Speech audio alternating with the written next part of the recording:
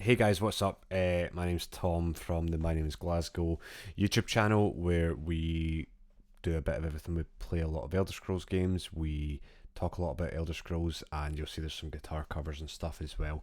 However, last week we done a video talking about the Oblivion remaster, and within 24 hours the screenshots ended up leaking, and we made another video really quickly on the spot to talk about the Oblivion remaster screenshots, and it was glorious. We had a lot of fun making it, and a lot of you seemed to enjoy it and stuff. We got some good feedback, so I thought what we'll do next is do a deep dive into what is actually going on with the Elder Scrolls 6. Is it happening? Are we going to get it? Are we going to see it while we're all alive? And short answer, yes. I genuinely believe that the game is a lot closer than we think. I don't think it's as far out as like 2030 or 2029. Maybe, I could be completely wrong, but just from looking at the information, I think we might actually be closer than we imagine. So firstly, let's talk about Bethesda and things that Bethesda like to do. We spoke before about the Fallout release and how Fallout 4 was announced at E3, and I think it was 2015. I could be completely wrong with that, but I'm pretty sure it's 2015. And at E3, they literally told us it was going to be that October that the game actually dropped. I remember being in a game shop on day one to buy the game, and I think there was something to do with my work at the time. I think I might have called in sick so that I could be there for the release of Fallout 4. So it's not unlike Bethesda to announce a game and release it straight after. Obviously, they did drop the trailer, which we're going to look at in just a second, but they did drop the trailer in 2018, or the announcement trailer, the little teaser. That was dropped in 2018, and we've had absolutely nothing since.